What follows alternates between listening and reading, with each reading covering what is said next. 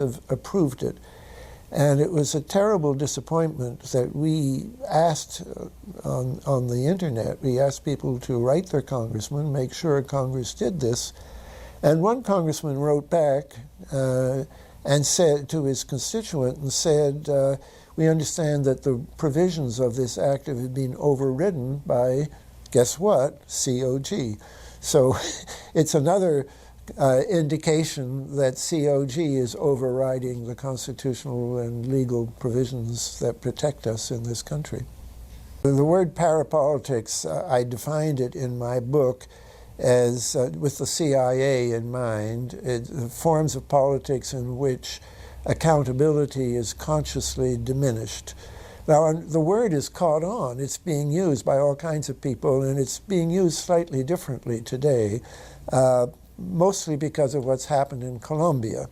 I think now in Colombia you have a government, but you also have these paramilitary forces that are supported by drugs and hire themselves out to landlords to kill peasants who are organizing for their rights or to kill union organizers. There are two executives of an American company, the Drum and Coal Company, who face indictment now because they hired these para people to do this.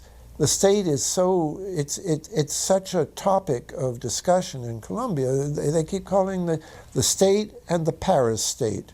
The politics, which is what goes on in Congress and in Bogota, and the parapolitics, which is what's going on in the countryside when these drug forces are enforcing. And the word, so I no longer own the word, but it's roughly what I mean. I also wrote a book called Deep Politics and the Death of JFK, and in that book, I tried to distinguish between parapolitics, which is something you consciously do and set up as a system, versus deep politics, which is just something that you have to live with as a fact. For a long time, I used these terms, and the major media would not touch them, but just in the last 10 years, if you Google now, you'll see quite a few references to deep politics, or if you go to LexisNexis, better example, because that's just the mainstream media. And they are being used. They're not being distinguished. They both are being used to mean roughly the same thing. Organized crime fits into the whole structure of how this country is governed, and this helps explain how not just how Kennedy could be killed, but also, more interestingly, how the forces of government would immediately cover it up with a false story that Oswald did it and acted alone.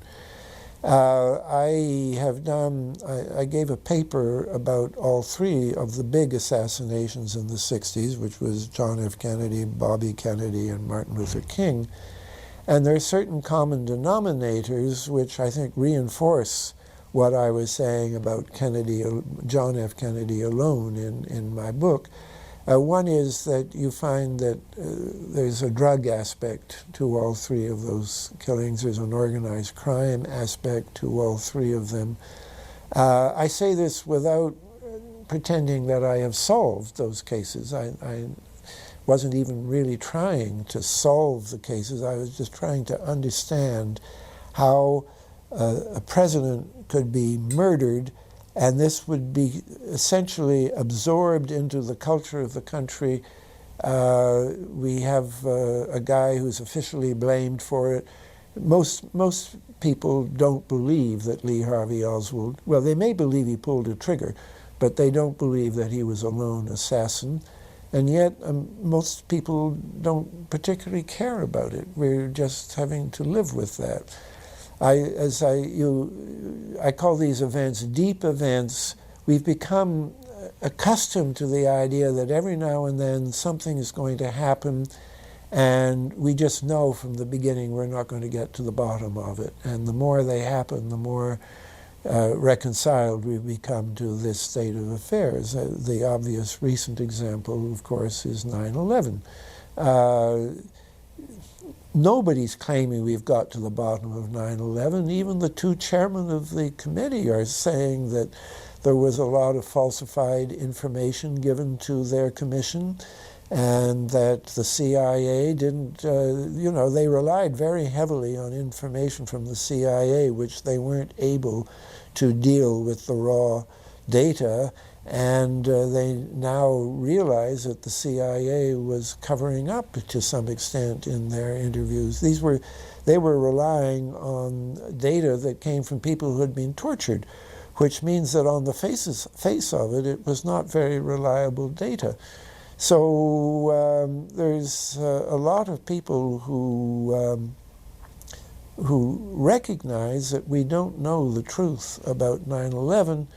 But here is an event which has changed the whole constitutional situation in this country.